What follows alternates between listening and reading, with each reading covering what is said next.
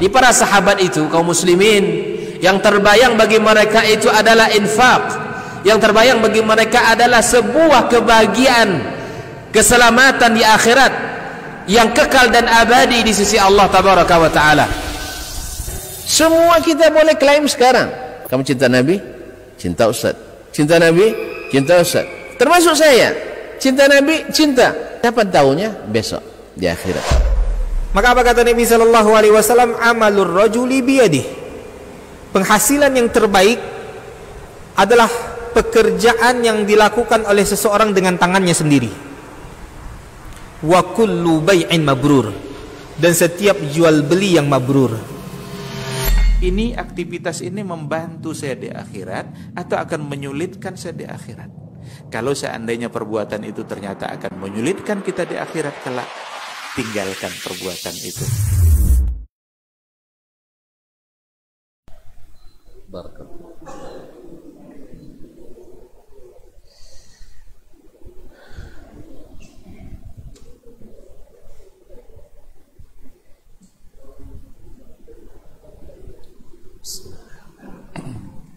Assalamualaikum warahmatullahi wabarakatuh. Alhamdulillahi rabbil alamin, wal aqibatu lil muttaqin, wala udwana illa 'alal zalimin. Ashhadu an la ilaha illallah wahdahu la syarika lah, waliyus salihin wa khaliqul khalqi ajma'in wa raziquhum wa ma min dabbatin fil ardi illa 'ala Allahi rizquha wa ya'lamu mustaqarraha wa mustawda'aha kullun fi kitabim mubin. Wa ashhadu anna Muhammadan 'abduhu wa rasuluhu as-sadiqul amin sallallahu alaihi wa ala alihi at-tayyibin wa azwajihi at-tahirati ummahatil mu'minin wa ashabihi al-qadatil ghurril mayamin wa man tabi'ahum bi ihsan ila yawmin yamtazu fihi ashabus shimali an ashabil yamin. Amma ba'du, fa ussi nafsi wa iyyakum ayyuhal muslimun wa ayyatuhal muslimat bittaqullahi azza wa jalla rabbil ardi was samawat fa innahu qad fazal muttaqun. Ya ayyuhalladzina amanu taqullaha haqqa tuqatih wa la tamutunna illa wa antum muslimun.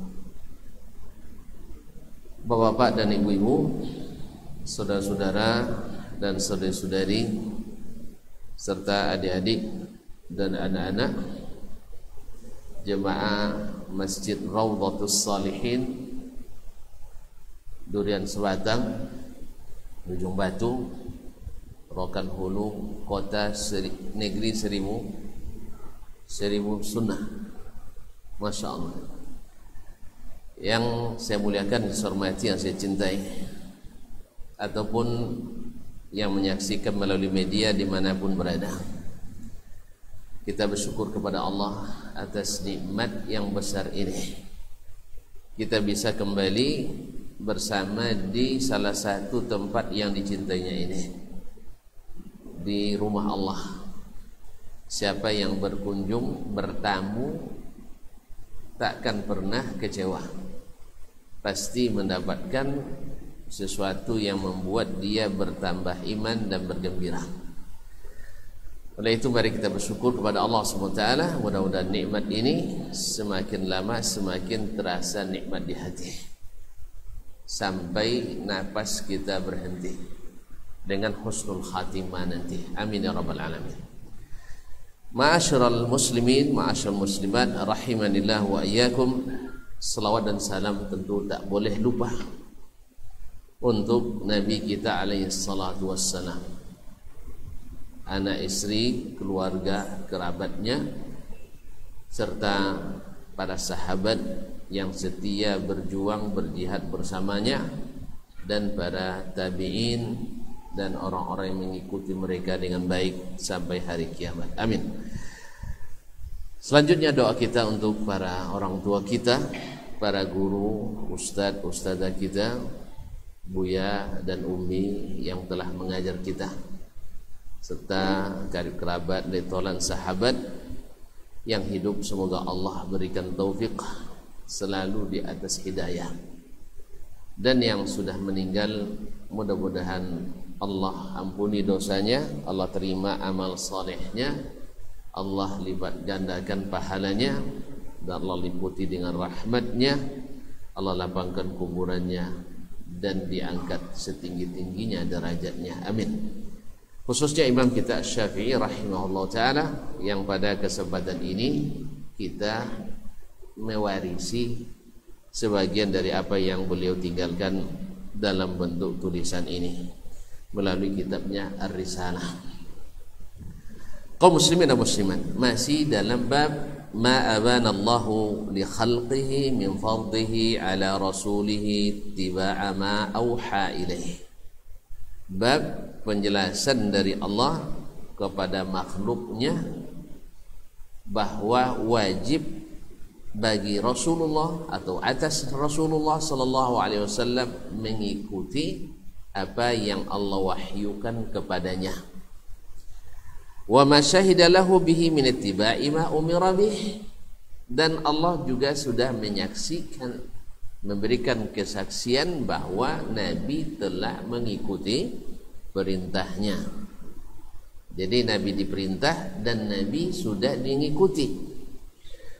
Baik, wa min hudahu, dan bahwa Nabi alaihi salatu wassalam di atas hidayah, di atas hidayah.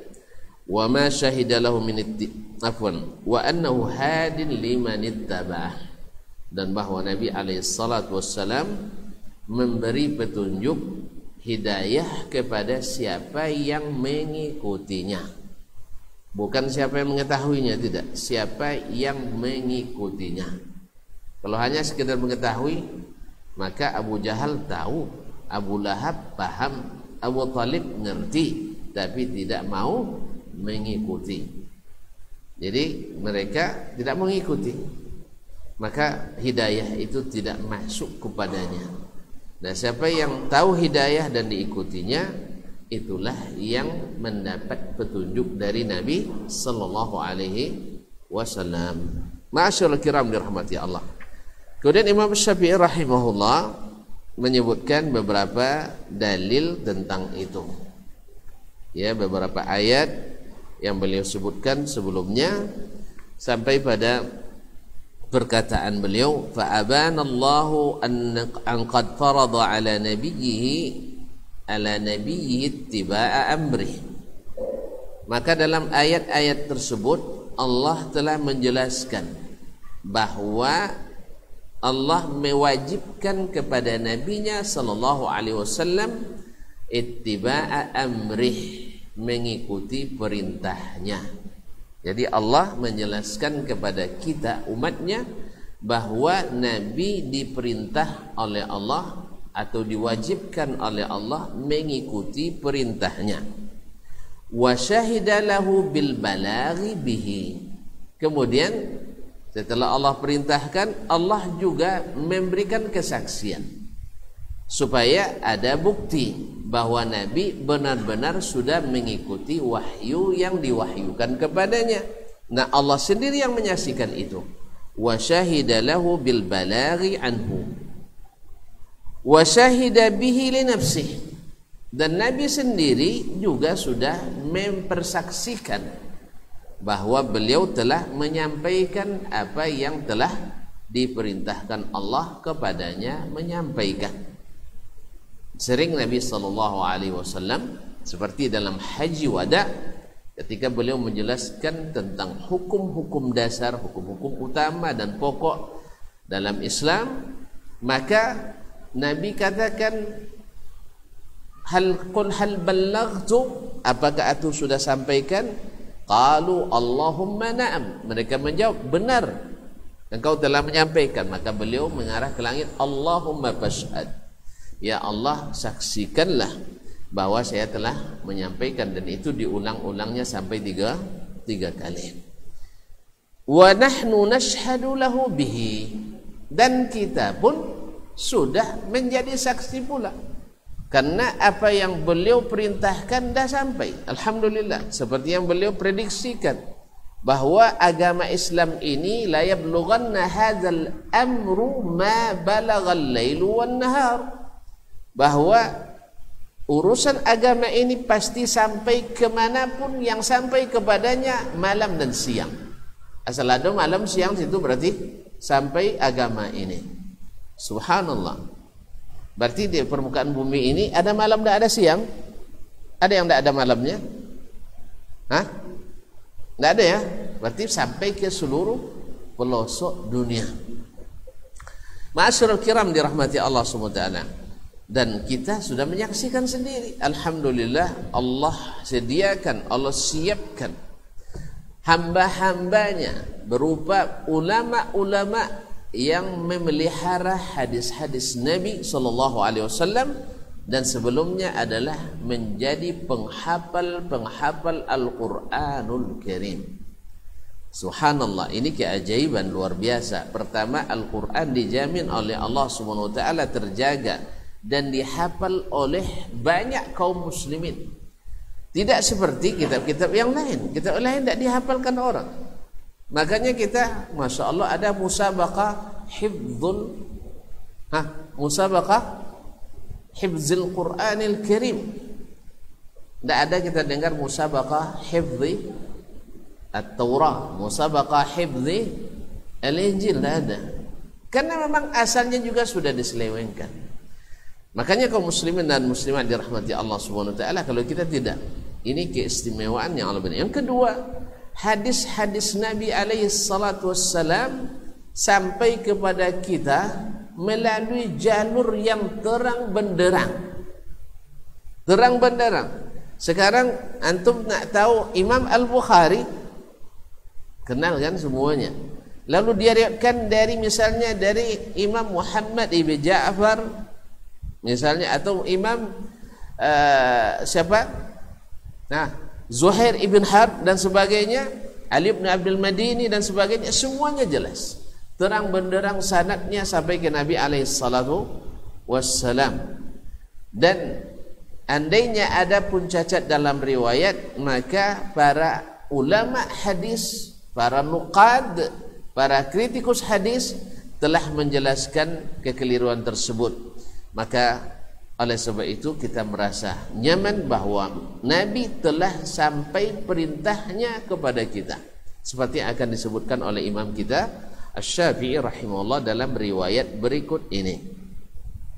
Ma'asyiral kiram yang dirahmati Allah semua, taqarruban ila Allah bil imani bihi. Nah, kesaksian kita ini dalam rangka mendekatkan diri kepada Allah, karena beriman kepada Nabi sallallahu alaihi wasallam adalah sebesar-besar taqarrub. Sebesar-besar taqarrub, mengalahkan taqarrub dengan salat, mengalahkan taqarrub dengan kurban, mengalahkan taqarrub dengan nikah. Nah, iya kan?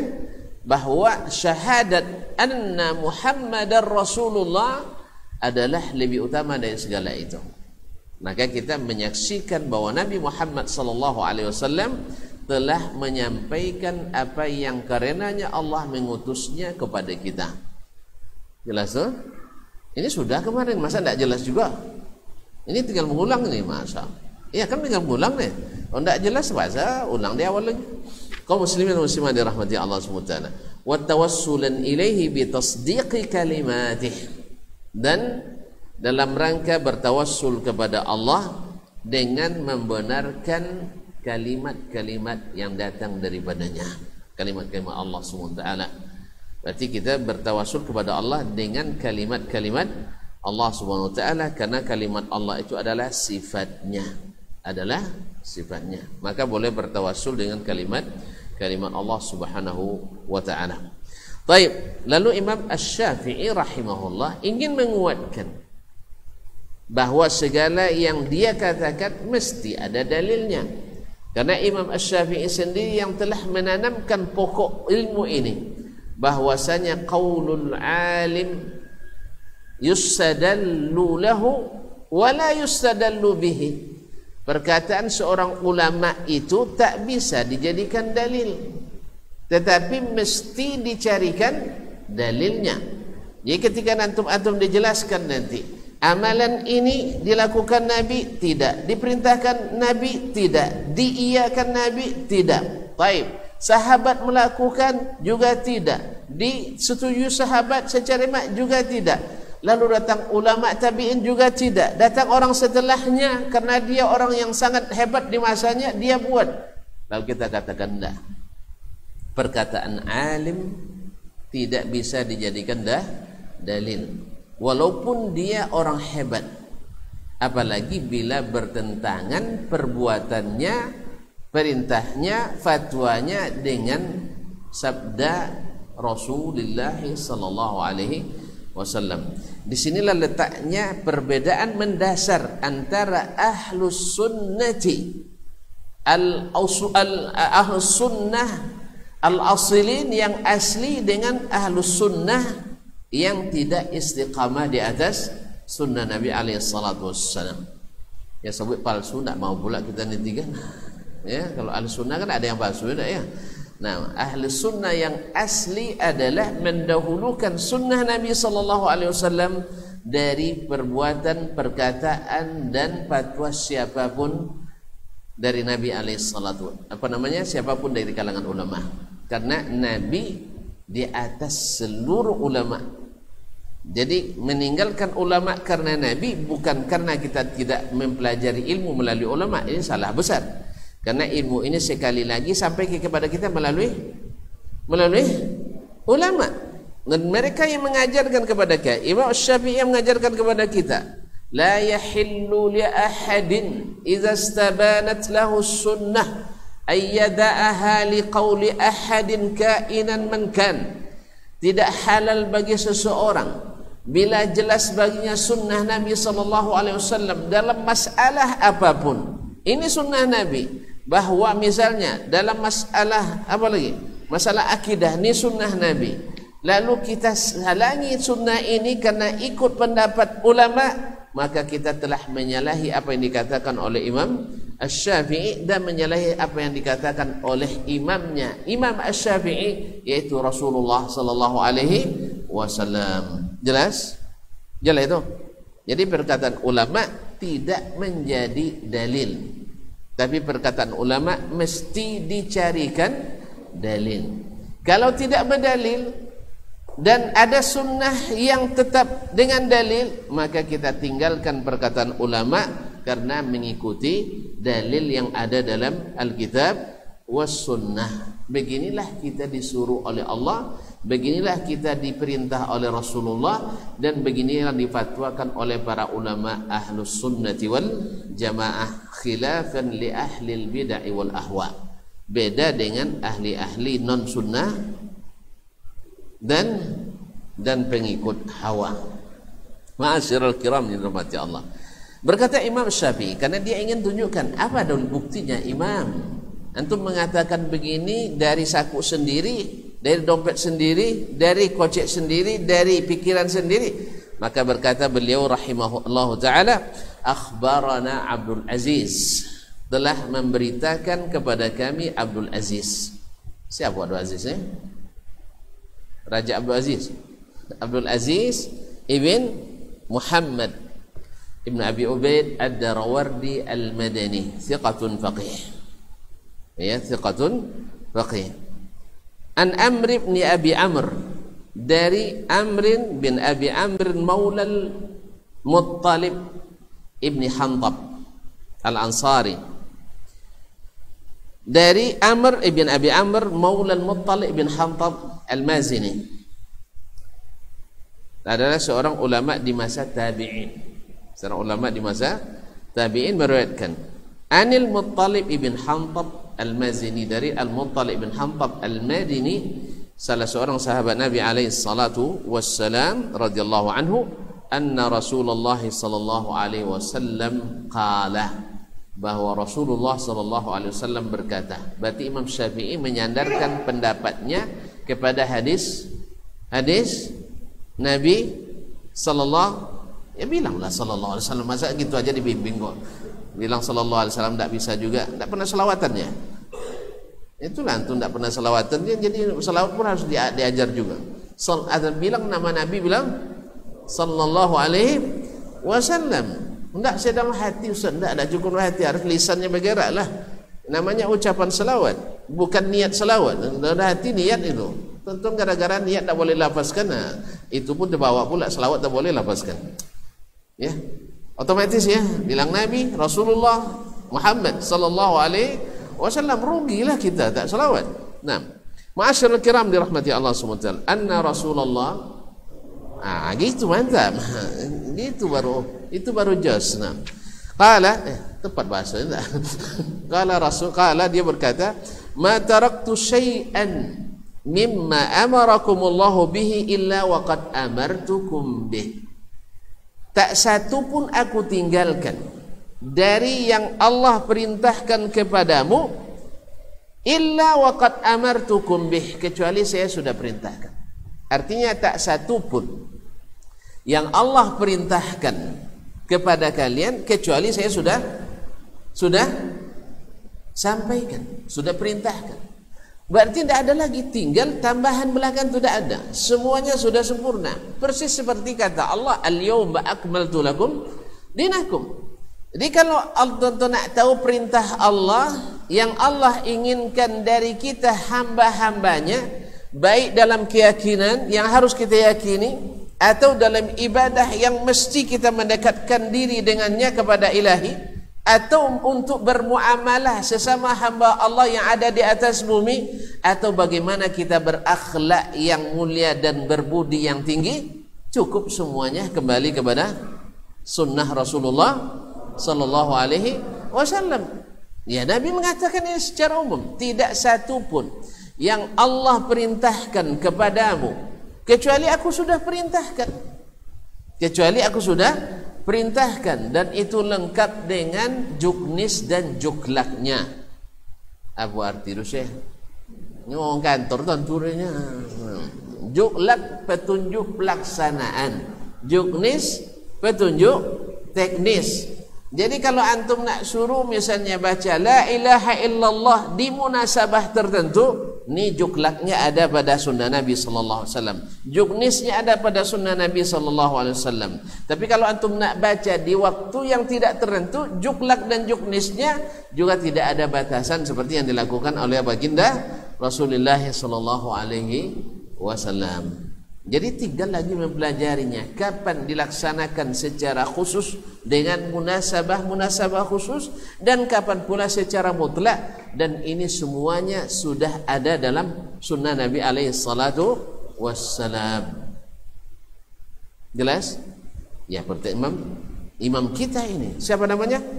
Muhammad sallallahu alaihi wasallam. Dia yang katakan, bukan Muhammad bin Idris Syafi'i, indah. Muhammad bin Abdullah bin Abdul Muttalib sallallahu alaihi wasallam. Wala taraktu syai'an mimma nahakumullahu anhu illa waqad nahaitukum anhu. Dan tidak satu pun yang Allah larang kalian melakukannya, meyakininya dan perbuatnya, kecuali aku sudah larang pula kalian melakukannya. Dah, selesailah.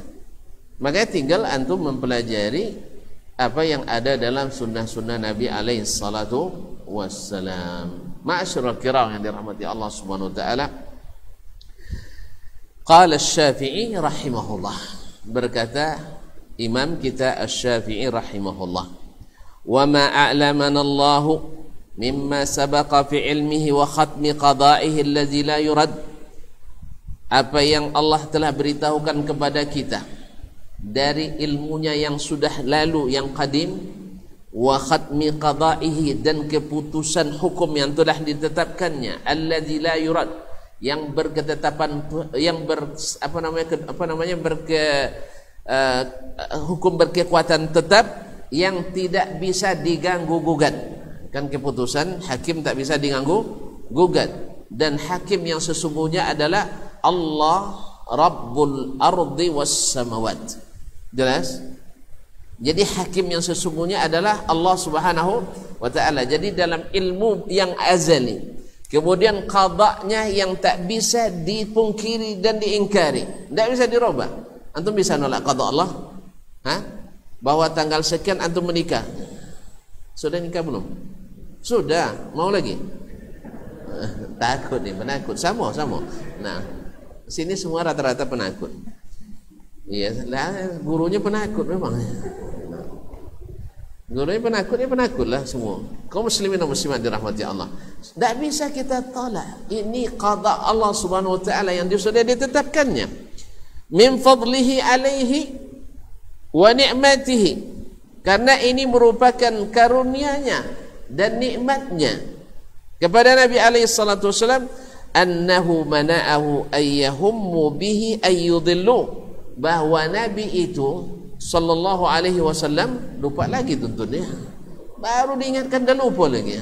Sallallahu alaihi wasallam mana'ahu min ayyahummu bihi ayyudillu, Nabi itu dihalangi Allah dari keinginan orang-orang kafir yang menyesatkannya. Dia tidak ada lagi keinginan orang kafir untuk menyesatkan Nabi sallallahu alaihi wasallam. Tidak bisa lagi. Mereka ingin menyesatkan, tidak mampu mereka. Segala tawaran sudah diberikan. Kamu nak jadi penguasa tertinggi, kami angkat jadi raja di raja. Kamu mau jadi istri, cari istri yang paling cantik, kami adakan Arab Idol atau Miss Universe. Ya, kami adakan kontes. Kalau kamu nak jadi orang kaya, siap, kami kumpulkan harta-harta kami dan serahkan kepadamu. Tapi Nabi SAW bukan untuk itu. Masa secantik apapun wanita di dunia ini tidak akan kalah, tidak akan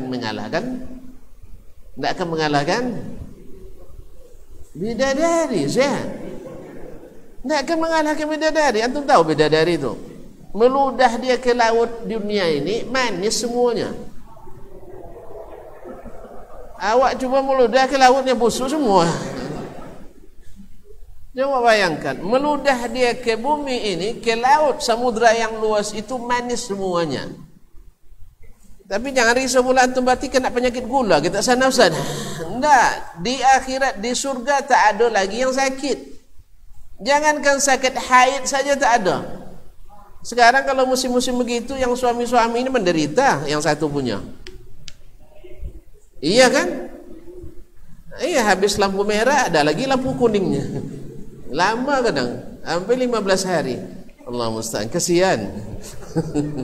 Kaum muslimin, tapi di akhirat tak ada. Semuanya sebaya. Semuanya muda-muda. Dan tidak ada buang kotoran. Jadi tidak pikir-pikir bikin WC lagi nanti ya. Jangan risau, tak ada. Semua yang kita makan jadi gizi. Kalau sekarang kan enggak kan, salah-salah makan jengkol, wah luar biasa. Apalagi enggak disiram itu. Allah musta'an.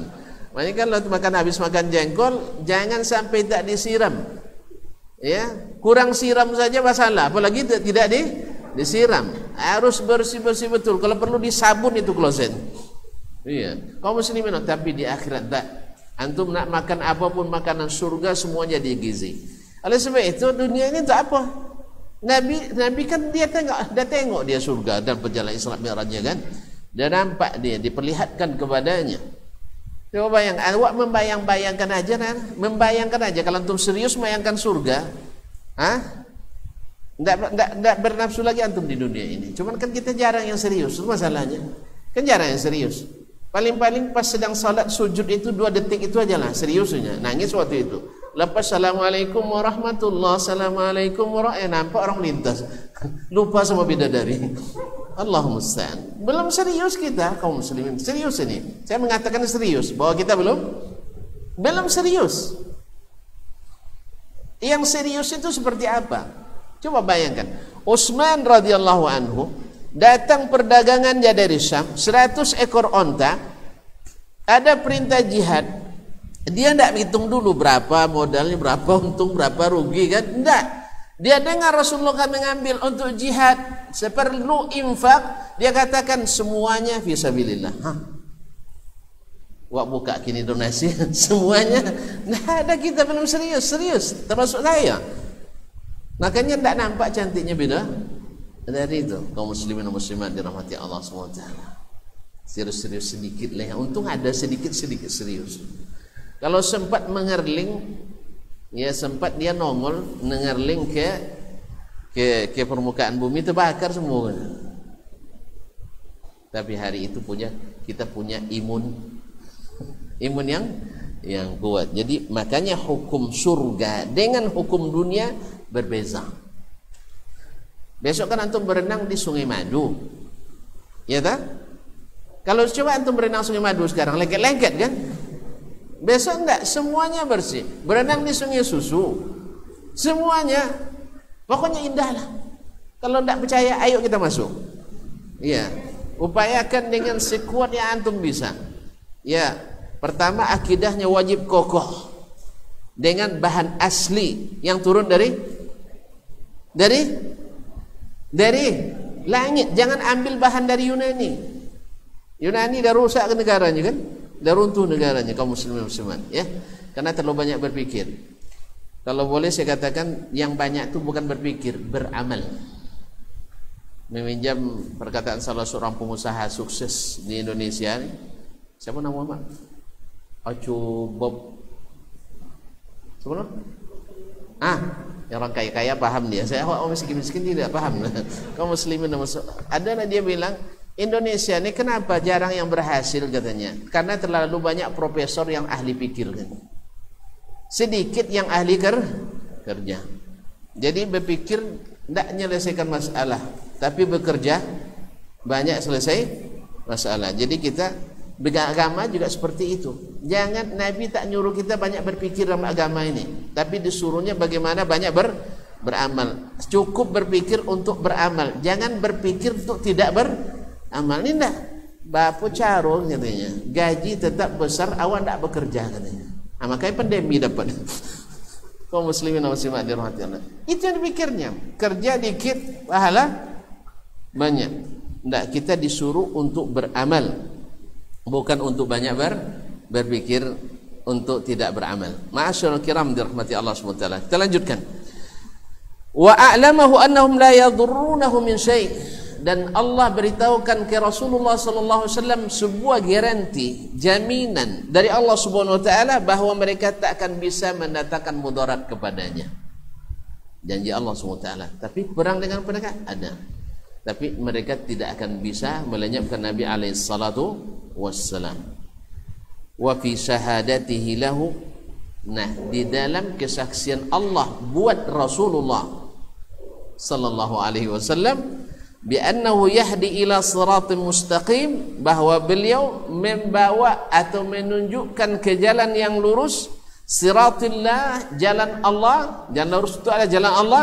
Wasyahadati bi ta'diyati risalatihi wattiba'i amrih, dan kesaksian yang Allah berikan bahwa Rasul sallallahu alaihi wasallam telah melaksanakan risalahnya, wattiba'i amri, dan mengikuti perintah Allah, wa fima wasaftu min fardihi ta'atahu, dan seperti pada apa yang telah aku sebutkan, sifatkan sebelumnya, min fardihi, yaitu Allah mewajibkan ta'atahu, taat kepada Rasulullah sallallahu alaihi wasallam, wa ta'kidihi iyaha fil ayyi zakartu, dan Allah kuatkan ketaatan itu atau kewajiban itu dalam ayat-ayat yang aku sebutkan, ma aqamallahu bil hujjah ala khalqihi, pada yang demikian itu terdapat hujjah bahwa Allah telah mendirikan hujjah ala khalqihi, kepada makhluknya yaitu manusia, bit taslimi li hukmi Rasulillah sallallahu alaihi wasallam, untuk menyerah sepenuhnya kepada hukum Rasulullah sallallahu alaihi wasallam,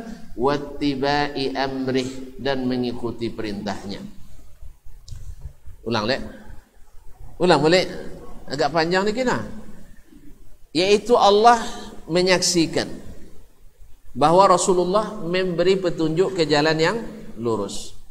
Mana jalan lurus? Jalan Allah. Kemudian yang kedua, kesaksian Allah bahwa Rasul telah melaksanakan risalah, perintah untuk menyampaikan risalah.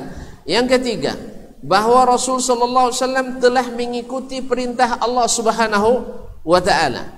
Yang keempat, bahwa Allah telah fardukan kepada kita taat kepada Nabi sallallahu alaihi wasallam, taat kepada Rasulullah sallallahu alaihi wasallam, dan Allah kuatkan itu dalam banyak ayat yang telah disebutkan oleh Imam Asy-Syafi'i rahimahullah ta'ala, pada hal tersebut terdapat hujjah yang Allah dirikan kepada makhluk bahwa mereka mesti menyerah sepenuhnya kepada Rasulullah sallallahu alaihi wasallam dan mengikuti perintahnya. Kenapa? Dia mah risalahnya dari Allah, dia telah sempurna menunaikannya, dia tidak keluar dari perintah Allah, dan kita wajib oleh Allah taat kepadanya secara mutlak. Oleh sebab itu menyerahlah sepenuhnya kepada perintah Rasulullah sallallahu alaihi wasallam dan ikutilah dia. Makanya Imam Syafi'i sangat tegas bahwa tidak boleh mengikuti pendapat siapapun bila bercanggah dengan sunnah Rasulullah sallallahu alaihi wasallam. Bahkan sekalipun tak bercanggah misalnya, tetapi tak diperintahkan dan tidak diperbuat dan tidak dicontohkan, tidak dianjurkan dan tidak disetujui oleh Nabi sallallahu alaihi wasallam, bahwa itu sunnah yang ditinggalkan Nabi sallallahu alaihi wasallam atau sesuatu amalan yang ada di zaman Nabi tetapi tidak dilakukan Nabi. Artinya mungkin diadakan zaman Nabi tapi tidak dilakukan Nabi, berarti Nabi meninggalkannya dengan sengaja. Maka kita wajib memasang niat sengaja, aku meninggalkannya karena Rasulullah sallallahu alaihi wasallam meninggalkannya. Apa contohnya? Buat contoh, misalnya azan di kuburan misalnya. Ada azan zaman Nabi? Azan ada zaman Nabi? Ada. Orang mati ada zaman Nabi? Ada. Nabi pernah pergi ke kuburan berapa kali? Enggak terhitung, taib, enggak terhitung. Pernah enggak Nabi azan? Ulang balik. Pernah enggak Nabi azan di kuburan? Yang betul lah. Dah diperiksa riwayatnya. Nah, taib. Dah diperiksa riwayatnya. Belum. Itu bukan berani bilang enggak ada. Engkau muslimin dan muslimat. Nabi pernah enggak azan di kuburan? Tidak. Sahabat pernah enggak azan di kuburan? Tidak. Nabi menyuruh orang azan di kuburan? Tidak. Berarti sunnahnya Nabi di sini adalah tidak mengazankan orang yang mati. Walaupun azan adalah mengumandangkan kalimat la ilaha illallah, Allahu akbar, Allahu akbar, kalimat bagus. Tetapi ketika dilaksanakan atau dilakukan pada sesuatu yang sengaja ditinggalkan Nabi menjadi tidak bagus. Selawat kepada Nabi bagus? Bagus mana? Siapa yang bilang? Allah yang innallaha wa malaikatahu yusalluna 'alan nabi. Allah yang perintahkan, Allah yang lakukan, malaikat lakukan. Jelas? Tetapi ketika antum gunakan selawat Nabi untuk ilmu pelembut hati, pekasih, tahu pekasih, pemanis, boleh apa tak? Boleh tak? Serius ini? Apa sebab tak boleh?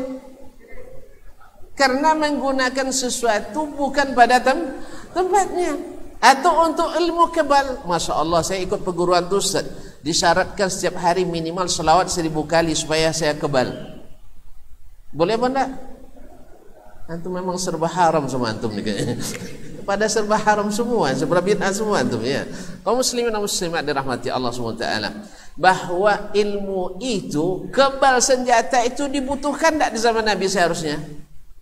Sangat dibutuhkan. Mereka berjihad fisabilillah, menghadapi musuh-musuh Allah. Tapi Nabi tak pernah mengajarkan Abdurrahman ya, Abdurrahman, supaya tidak kena senjata musuh, baca selawat 1111 kali supaya kamu kebal senjata tajam. Ternyata tidak. Maka ini adalah syubhat tadi. Jadi selawat bagus, cuman Nabi tidak gunakan untuk itu, dan seterusnya dan seterusnya. Oleh itu disinilah kita tahu bahwasanya memahami hadis Nabi itu harus juga belajar kepada Nabi sallallahu alaihi wasallam, dan ulama juga mesti belajar ke Nabi sallallahu alaihi wasallam. Bila Nabi itu menyampaikannya, bila ulama belajarnya ke Nabi dalam masalah itu, kita ikuti. Dan bila belajarnya tidak dari Nabi sallallahu alaihi wasallam dengan makna tidak ada dalilnya, maka kita katakan mohon maaf, saya menuju kepada Nabi sallallahu alaihi wasallam. Masya Allah.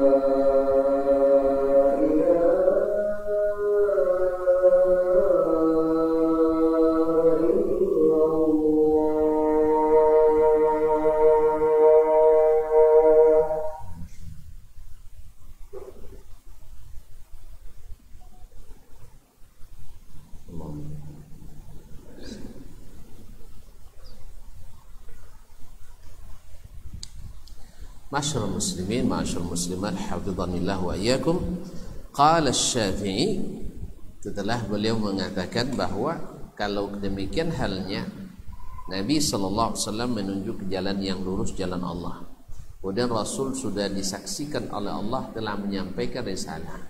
Nabi telah mengikuti perintah Allah, dan bahwasanya kita wajib mengikuti dan taat Rasulullah sallallahu alaihi wasallam, dan itu dikuatkannya dalam banyak ayat yang disebutkan. Ini hujjah sudah didirikan kepada kita bahwa mesti menyerah sepenuhnya kepada hukum Rasulullah sallallahu alaihi wasallam dan mengikuti perintahnya. Qala Asy-Syafi'i, berkata Imam Asy-Syafi'i rahimahullahu taala,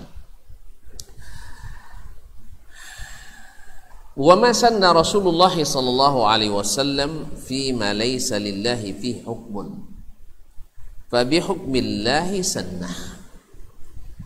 Berkata Imam Syafi'i rahimahullah, kalau memang itu perintah Allah yang diikuti, wahyu yang disampaikan kepadanya, nah kenapa ada beberapa sunnah yang tidak disebutkan dalam Al-Quranul Karim? Maka dijawab oleh Imam Syafi'i rahimahullah, wa ma sanna Rasulullah sallallahu alaihi wasallam fi ma laysa lillahi fihi hukmun.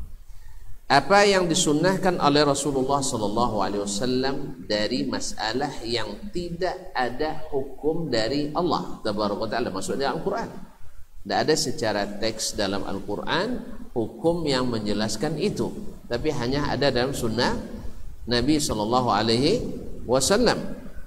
Qala fa bi hukmillahi sunnah. Maka Nabi mensunnahkan itu dengan hukum Allah. Apa hukum Allah tadi? Allah wajibkan kita taat kepada Rasulullah sallallahu alaihi wasallam. Wa kadzalika akhbarana Allah fi qoulih. Seperti itulah Allah memberitahukan kepada kita dalam firman-Nya, wa innaka latahdi ila siratal mustaqim. Sesungguhnya engkau hai Muhammad benar-benar membawa hidayah kepada jalan yang lurus, siratillah, yaitu jalan Allah tabaraka wa taala. Wa qad sanna Rasulullah sallallahu alaihi wasallam ma'a kitabillah. Dan Rasulullah sallallahu alaihi wasallam sungguh telah menyunnahkan suatu hukum bersama kitabullah. Artinya dalam kitab Allah ada aturannya dan dalam sunnah Nabi juga ada hukumnya.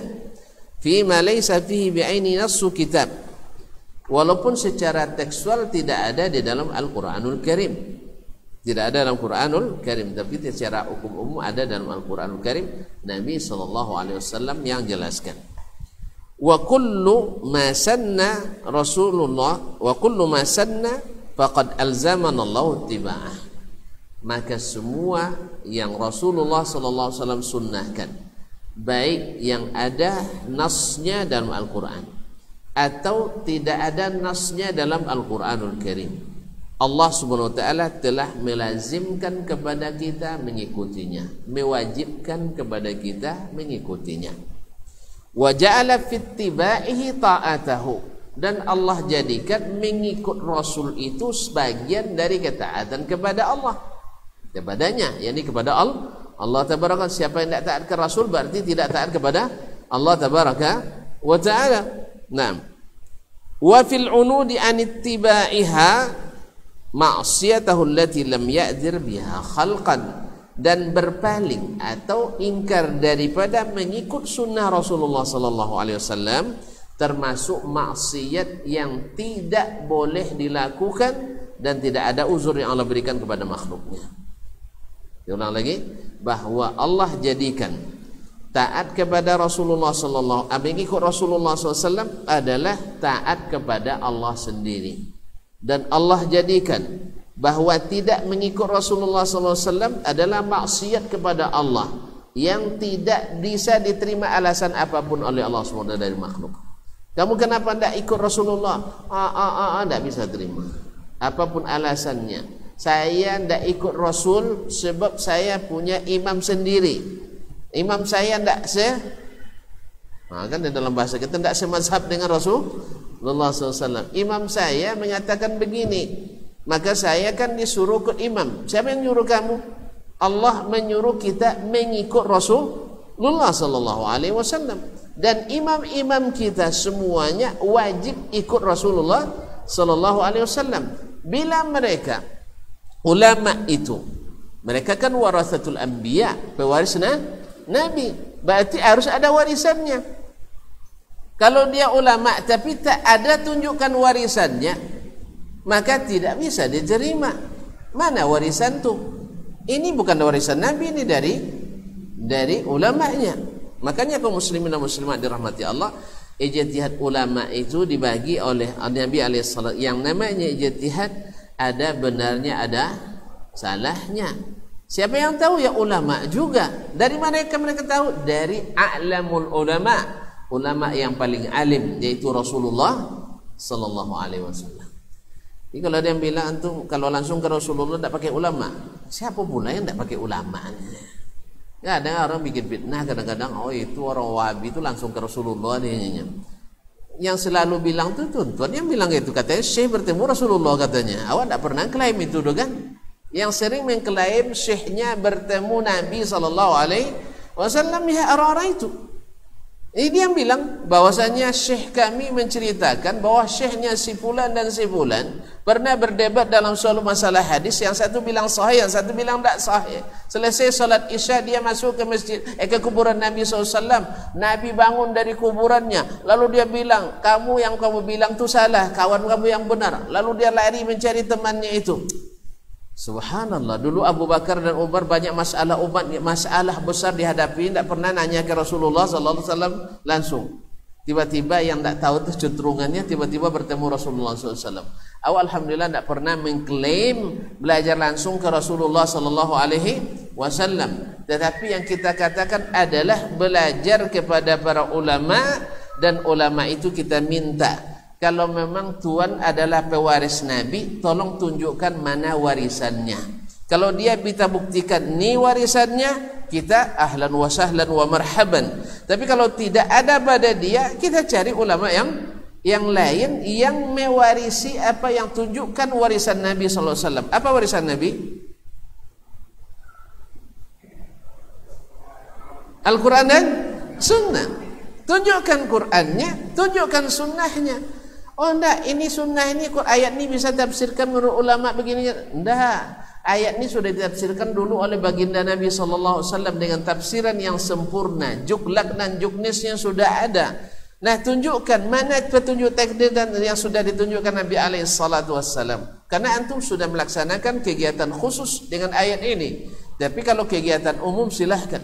Karena yang umum dilaksanakan secara umum, yang khusus mesti punya dalil khusus. Kalau tidak, maka kita pindah ke ulama yang bisa menunjukkan warisan itu. Sama tuan-tuan, kalau ada dokter tak buka praktek, mau antum berobat ke dia? Ya enggak kan? Tapi kalau dia tunjukkan, kalau dia dokter spesialis, misalnya spesialis paru-paru, dia buka praktek, ada alatnya, dan dia sudah banyak yang dengan izin Allah kemudian berobat ke badannya yang sehat. Percaya enggak? Percaya enggak? Percaya. Tapi kalau ada dokter enggak ada prakteknya, tiba-tiba ada berobat ke situ, berani? Juga demikian dengan ulama. Ulama kalau dia hanya coba-coba pengalaman pribadi, ya kita katakan mungkin pengalaman pribadinya benar, mungkin salah. Maka kita tanyakan kepada yang menentukan mana yang benar, mana yang salah. Sebagai kata Imam Malik rahimahullah, kullun yu'khadhu min qawlihi wa yurad illa sahib hadzal khabar. Semua orang pasti ditolak dan ada yang diterima pendapatnya kecuali yang di atas kuburan ini. Ya, nah, Imam Malik dulu ngajarnya kan di Raudhah Syarifah di Masjid Nabawi. Di sebelah kanannya adalah kuburan Rasulullah SAW. Dalam masjid atau di luar masjid? Dalam atau di luar? Ada yang bilang dalam nampaknya. Kalau dalam berarti Nabi tidak boleh berbini di situ dah. Paham? Yang tak berbini tidak paham. Nabi ada istrinya tidak di situ tidak? Saya ulang dah. Nabi ada bini di situ. Ada. Berbininya tidak di situ. Ada dia berbini. Ada. Boleh berbini dalam masjid? Hah? Boleh berbini dalam masjid? Kok pada bingung nampaknya? Tanya pada orang tak berbini, mana tahu dia. Tak paham nampaknya. Biarlah tak paham, tak paham. Yang paham, paham. Yang tak lah. Berbini dalam masjid tak boleh, Ustaz kan? Kalau tak boleh berarti rumah Nabi bukan masjid. Berarti kuburan Nabi di kamar Aisyah. Berarti kamar Aisyah bukan bagian dari masjid. Sebab Nabi sering berbini dengan Aisyah di rumah itu. Berarti bukan masjid. Karena haram hukumnya berbini di... Tak paham juga. Ya bahaya lah sini. Dan segitu jelasnya tak paham juga. Hampir... Dan berbini pun tak paham juga. Jadi kaum muslimin dan muslimat dirahmati Allah. Jelas? Ya, kalau ada yang bilang kuburan Nabi dalam Masjid Nabawi berarti dia perlu belajar lagi. Ya, hukum mandi. Bahwa Nabi sering berbini di situ. Iya. Iya. Berarti boleh berbini dalam masjid? Tak boleh, berarti itu bukan masjid. Jelas? Kadang awak dikecu-kecu orang aja dah. Kadang tak kecu di Nantarang gitu kan. Tu kuburan Nabi dalam masjid katanya. Iya sih? Iya. Ada pula yang mengatakan masuk ke kuburan Nabi, Nabi bangun. Tadi yang saya katakan. Catat baik-baik ya, bahwa ada klarifikasi dari pengurus Masjidil Haram dan Masjid Nabawi bahwa sejak tahun 881 Hijriyah tidak ada lagi yang pernah masuk langsung ke kamar Aisyah tempat Nabi dikuburkan. Catat. Tak lupa nanti dikecu orang, nanti dikecu di Nantarang. Ya, kan banyak yang klaim syekhnya masuk ke kuburan Nabi lalu bercakap dengan Nabi macam kita bercakap sekarang ni. Atau sudah itu awak dituduh langsung belajar ke Nabi kena. Nyanyi belajar ke Nabi katanya awak nak pernah mengklaim itu. Kaum muslimin dan muslimat dirahmati Allah. Jadi dia katakan, maka setiap yang mengklaim seperti itu pastikan itu berdusta. Pasti itu kan itu berdusta. Sebab tercatat di daftar dekat pintu Hijr Aisyah tertulis siapa-siapa saja yang dulu masuk ke kamar itu. Dan sejak tahun 881 tidak ada lagi kecuali atas izin khusus, dan siapa yang masuk ada izin tercatat. Kalau tidak bisa. Ini kalau ada nanti jemaah haji dari Bangkinang lah, jadi Rahul dari Bangkinang masuk ke kuburan Nabi agak tapi conya kan cakap dan jo Nabi jangan paduto jo cuya jangan pelaku jo ya jangan paduto cuya ya acu pala guru. Jadi jangan tertipu dan terkecoh di Nantarang, jangan sampai tertipu. Setiap klaim seperti ini pastikan itu dusta. Catat, buat tulisan terkadang duto. Tuliskan. Saya tahun 881 Hijriyah. Ya, tahun 881 Hijriyah. Jadi kaum muslimin dan muslimat, ini memang banyak orang subhanallah ya. Kalau tidak berilmu memang gampang tertipu. Mana tu PK Moka solat Jumat gitu. Awak kecil ni yo pula itu hebat datuknya. Awak payah-payah berpuluh-puluh di Masjid Raudhul Salihin panas kan? Hanya AC di Masjidil Haram solat. Cuman dia bangkit jam 9 balik jam 1. Awak lu makannya lah konyang rumah. Capek pulang tu. Awak kan wali katanya. Awak dia nak berilmu, dia anggukkan aja bahwa dia wali. Ternyata wali Allah musta'an, wali jembatan. Kaum muslimin dan muslimat dirahmati Allah SWT. Untung kini dah tahu kita, Masya Allah, bahwa jam 11 waktu sini, di sana baru jam 7 pagi, waktu syuruk masih. Jadi jam 1 waktu sini, di sana baru jam 9 orang sana baru sarapan pagi, belum pagi Jumat lagi. Nanti Jumatnya baru jam 12:30 waktu sana. Di sini sudah waktu asar pula atau selesai salat asar. Jadi kalau adanya kita mau kapi Jumat jangan cayo itu duta nak. Nasallallahu assalamu wa ta'ala afiyah. Kaum muslimin dan muslimat dirahmati. Mohon maaf ya. Mohon maaf. 6. Habis waktu? Ini dengan tuan-tuan ini asik sekali, jadi payah, tak terasa waktu habis. Kaum muslimin dan muslimat dirahmati Allah. Baik. Walam yaj'al lahu min ittiba'i. Jadi Nabi Allah Subhanahu wa taala mewajibkan kita Allah menyebut bahawa mengikut Nabi sama dengan taat kepadanya, dan bahwasanya tidak mengikut Nabi sama dengan durhaka kepada Allah Subhanahu wa taala yang tak ada uzur bagi kita. Makanya jelas sekali pendapat Imam Syafi'i rahimahullah taala bahwa bila bercanggah pendapatnya dengan firman Allah dan sunnah Rasulullah SAW, dia katakan saya rujuk walaupun saya sudah mati.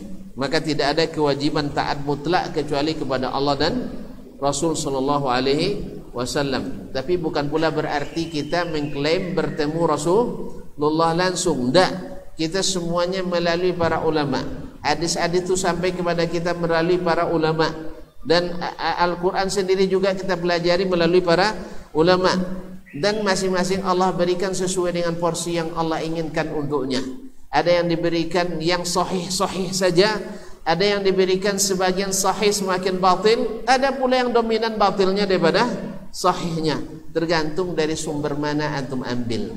Kalau berani ngambil ke ainul ilmi, mata airnya, insya Allah lebih jernih daripada ngambil di muara-muara. Kalau muara itu sudah tersimpul, terkumpul di situ semua, kotoran, ranting, rumput, lumpur, semuanya terkumpul di situ.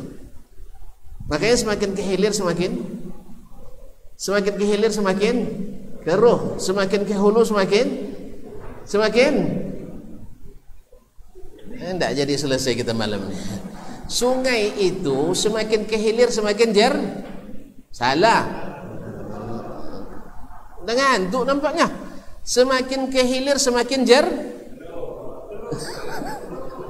semakin keruh, semakin ke hulu semakin jernih. Makanya kalau tuan-tuan, baik dari sisi tempat maupun dari sisi sumber, ambil dari Quran dan hadis itu jernih. Tapi ambil dari mazhab-mazhab, aliran-aliran di belakangnya, banyak keruhnya. Makanya antara yang keruh dengan jernih selalu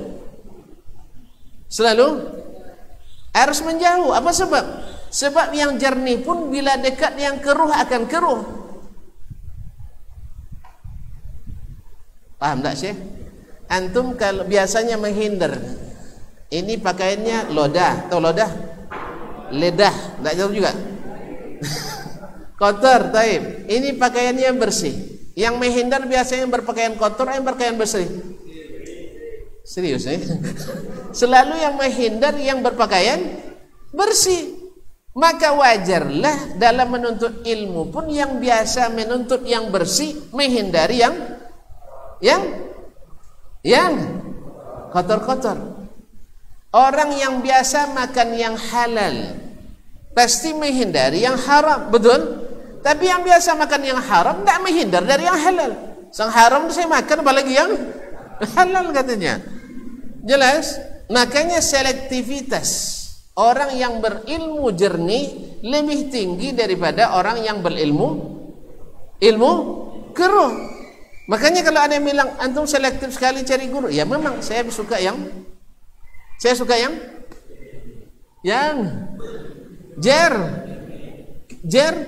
jero yang jernih. Saya suka yang jernih memang. Kalau antum biasa yang keruh-keruh, antum menghindar dari yang jernih kan tidak mungkin. Yang jernih antum ambil juga, yang keruh tidak masalah, saya sudah biasa. Jelas? Makanya selektifnya orang menuntut ilmu itu selalu dari yang biasa dengan yang astagfirullahaladzim, yang jernih-jernih. Kalau yang biasa yang keruh-keruh, yang jernih dapat diambilnya juga, yang keruh dah ada biasa pula. Tapi kalau orang yang biasa jernih, kalau nampak dikit keruh, tidak mau dia. Jelas? Jelas itu? Makanya antum menghindar dari yang keruh biasa itu. Karena ini ada kotorannya, ini ada subuhatnya, ini insya Allah walaupun ada salahnya tapi bukan karena subuhat. Karena sekali lagi saya ingatkan tuan-tuan, yang berada di jalur yang benar, masih ingat? Saya ulang lagi, yang berada di jalur yang benar tidak selamanya tidak selamanya atau tidak selalu ulang, lupa gaji lama nampaknya. Taib. Orang yang berada di jalur yang benar bisa tidak salah? Bisa salah? Bisa salah? Bisa salah? Bisa, tetapi tidak melanggar aturan. Jelas?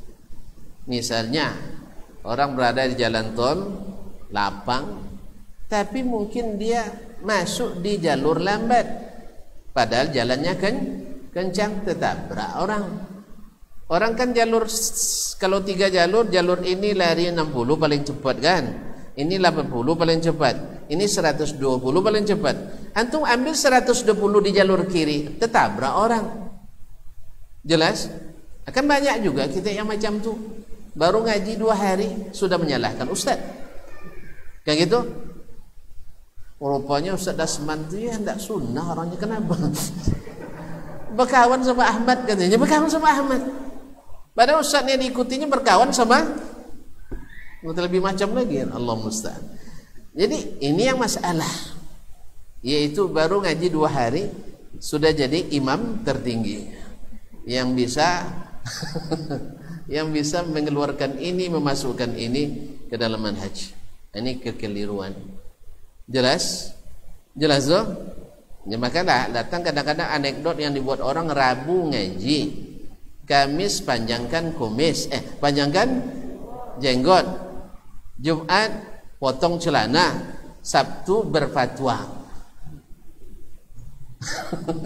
Ini gara-gara yang seperti ini kaum muslimin dan muslimat. Yang benar adalah ya, hari Rabu kita ngaji dengan Imam Syafi'i, Kamis ikut Imam Asy-Syafi'i rahimahullah ta'ala. Imam Syafi'i berjenggot? Berjenggot? Nah, panjangkan jenggot hari Kamis. Baik, Sabtu Jumat Imam Syafi'i isbal apa tidak isbal? Tidak isbal. Potong celana hari Jumat. Sabtu berdakwah, bukan berfatwa, berdakwah. Syekh, saya kemarin Rabu ngaji, saya dapat 2 ilmu. Kata Imam Syafi'i, kalau jelas sunnah Nabi jangan ditinggalkan, rugi meninggalkan. Di antara sunnahnya potong kain di atas mata kaki, kemudian jenggot harus dipanjangkan. Alhamdulillah, ini namanya dakwah, bukan fatwa. Berarti saya enggak, kalau saya enggak tahu itu dah. Itu bukan urusan saya. Yang saya tahu, Nabi menyuruh kita berjenggot, menyuruh kita memanjangkan celana, meninggikan pakaian kita di atas mata kaki. Soal orang tak berjenggot itu fasik, saya enggak tahu, mohon maaf, itu sebelum sampai ilmu saya. Ya, soal orang yang isbal itu masuk neraka, saya tidak berani masukkan orang dalam neraka. Tapi memang ancamannya begitu dari Nabi Shallallahu Alaihi Wasallam. Semoga saja tidak masuk neraka, karena mereka mungkin berijtihad di situ, berijtihad. Ya, kalau salah dia ahli ijtihad, maka dia dapat 1 pahala. Tapi kalau tidak ahli, dapat bala. Dapat bala. Jelas? Jadi jangan berfatwa dulu lah. Bahwa seluruh yang isbal masuk neraka, antum bahaya. Nanti antum ini masukkan Allah dalam neraka nanti. Seluruh yang tidak berjenggot berarti orang fasik semuanya, antum nanti bahaya. Dan ini terjadi di fase-fase awal dakwah ini, betul kan? Iya. Nah, makanya sedikit ngaji tadi masalahnya tadi, guru kadang-kadang karena sayang diberikannya jurus pamungkas. Nah, itu masalahnya, akhirnya salah beri.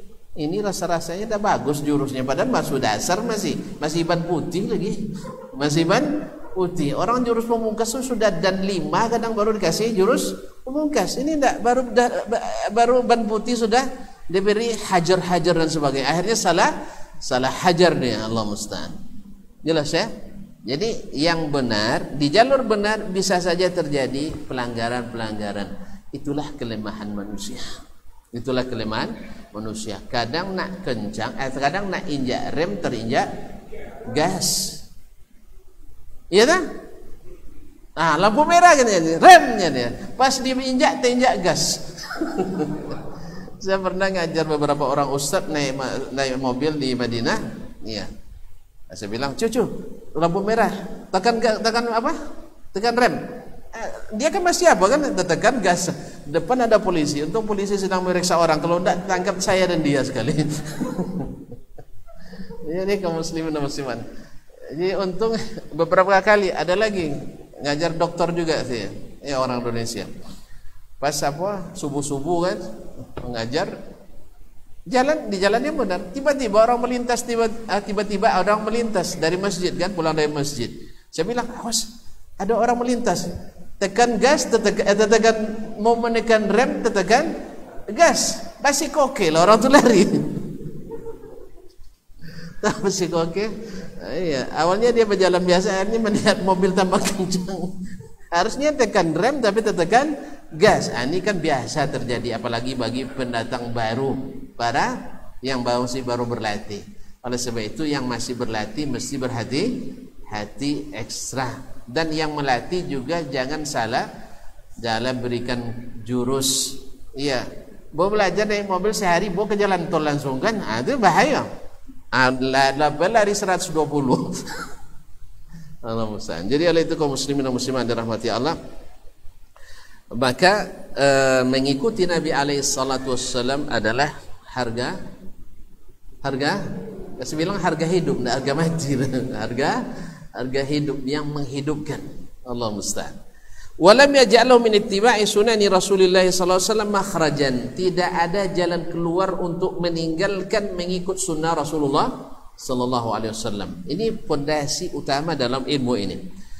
Lima wasabtu wa ma qala Rasulullah sallallahu alaihi wasallam, seperti karena apa yang aku sebutkan tadi, bahwa Rasul mengikut Allah, Rasul wajib taat kepada Allah, Rasul telah menyampaikan perintah Allah, Rasul membawa petunjuk kepada jalan Allah tabaraka taala, dan wajib kita untuk mengikutinya, karena mengikutinya sama dengan taat kepada Allah SWT. Maka tidak ada jalan lain bagi kita untuk keluar dari sunnah Rasulullah sallallahu alaihi wasallam.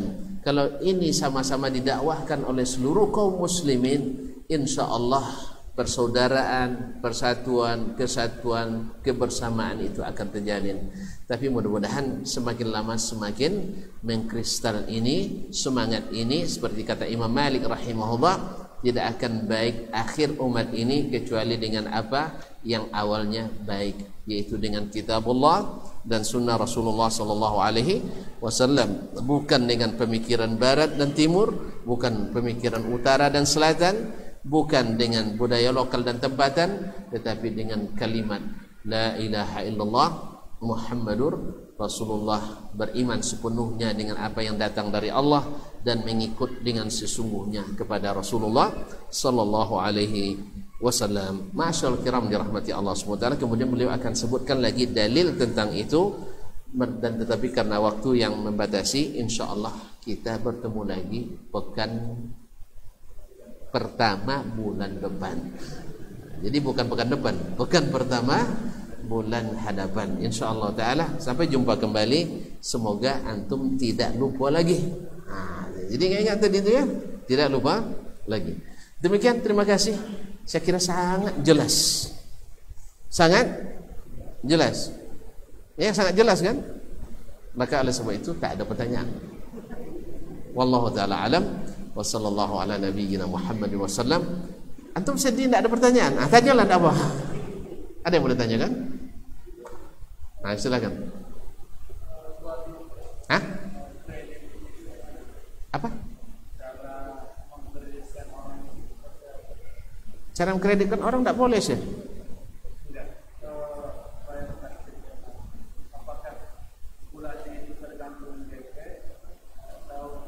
Itu tanya leasing tuh. Antum tanya bagaimana kreditnya? Tanya saya bukan tukang kredit. Saya paham maksud antum, mungkin mana yang dibolehkan, mana yang tidak itu ya. Jadi wallahu taala alam, ada kredit yang dibolehkan, ada yang tidak. Ada yang disepakati bolehnya, ada yang diperselisihkan. Untuk lebih jelas tanya ahlinya nanti.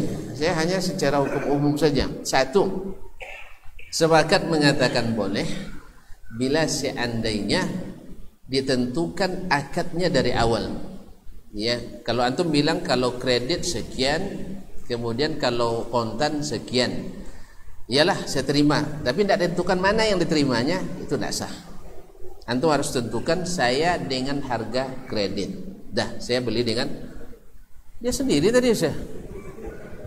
Taib dengan kredit misalnya, atau saya beli dengan harga kontan, terselesai. Ini yang dibolehkan. Yang kedua, bahwasanya mesti ansuran pertama dengan ansuran terakhir sama, dengan makna tanpa deposit, tanpa DP. Ini setahu saya disepakati bolehnya. Misalnya ini air dengan harga kontan, nggak tahu juga harga airnya 4.000, taib. Saya utang sebulan, ya, dengan angsuran setiap pekan dengan harga 6.000. Jelas? Kalau kontan tadi 4.000. Kalau apa? Kalau ansur 6.000. Lalu antum bilang saya terima Ustaz harga kontan 4.000. Bayar langsung, selesai. Itu jual beli sah. Atau saya tentukan saya bayar secara kredit selama 4 bulan, 4 sebotol air 4 bulan, 4 pekan. Sepekannya 1.500 tanpa DP. Insyaallah ini sah, tanpa setahu saya tak ada khilafnya. Ini sah. Artinya tanpa DP. Harus sama dari angsuran pertama sampai akhir. Sedangkan yang sering terjadi kan adalah pakai DP. Oke, DP. Kalau pakai DP terjadi khilaf. Sebagian ulama kontemporer membolehkan karena hari ini hampir tidak bisa ditinggalkan. Hampir tidak bisa ditinggalkan.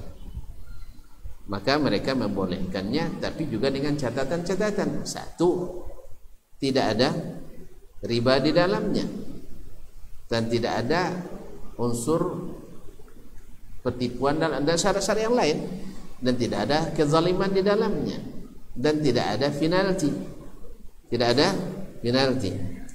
Dan tidak ada penarikan kecuali diganti uang yang sudah disetorkan. Kalau itu dilakukan silakan. Tapi kalau ada riba di dalamnya haram. Kalau ada denda yang ditentukan dari awal haram. Jelas? Kalau ada unsur tipuan di dalamnya haram. Kalau ada barang yang tak boleh diperdagangkan haram. Jelas? Oleh sebab itu yang selamat tadi yang pertama tadi. Tapi kalau seandainya untuk yang kedua, model yang kedua yaitu pakai DP atau ikut pendapat sebagian ulama, insyaallah mudah-mudahan tidak apa. Tapi saya sampai hari ini masih menjauhi akad ini. Alhamdulillah belum ada. Saya pakai akad yang kredit, yang pakai DP. Utang sudah banyak. Kalau ngutang banyak, alhamdulillah. Saya lebih senang berhutang bukan berkredit. Makanya termasuk kartu kredit saya tidak punya, tapi kartu debit ada. Ya kalau ada isinya saya debit, kalau enggak termasuk telan ludah aja ke dalam, wak Cina nengok tapi tak dapat beli. Gitu aja cerita. Kan lebih enak begitu daripada nanti begini kepala di atas jam 2 malam belum juga tidur mikirkan utang kan. Alhamdulillah. Baiklah kaum muslimin dan muslimat dirahmatillah. Jelas ya? Kalau tidak lebih panjang tanya ke ahlinya, jangan saya lagi. Dah. Assalamualaikum Ustaz. Ana mau bertanya Ustaz, apakah manusia bisa masuk ke alam jin? Ngapain masuk ke alam jin? Mau ngapain masuk ke alam jin? Saya tidak tahu, saya tidak pernah lihat. Saya tidak tahu. Ya. Karena ana pernah mendengar ada manusia yang dicuri bunian, setelah 3 hari baru dipulangkan ke alam manusia. Apakah ini benar? Kalau itu bisa saja. Syaitan itu mengelabui kita, jin mengelabui kita. Jadi digambarkannya kita dalam keadaan yang tidak seperti kita. Kalau itu maksudnya ada memang. Ada orang yang dicuri oleh orang jin, sejenis jin, lalu digambarkan dia berada di tempat yang indah, padahal di dalam rumpun bambu kadang. Allah musta'an. Kadang dalam rumpun pandan. Ya itu ada. Tapi gimana caranya? Semoga saya tidak pernah mencoba. Ya, itu tanya sama jinnya. Berarti dia bukan dia yang masuk ke alam jin, tapi jinnya yang membawa dia masuk. Atau jin bisa masuk ke dalam tubuh seseorang. Allah musta'an. Oleh sebab itu banyak-banyak berlindung kepada Allah Tabaraka wa Ta'ala. Wallahu ta'ala alam. Wa sallallahu ala nabiyyina Muhammadin wa sallam. Wa subhanakallahumma bihamdik asyhadu an la ilaha illa ant astaghfiruka wa atubu ilaik. Wassalamu alaikum warahmatullahi wabarakatuh.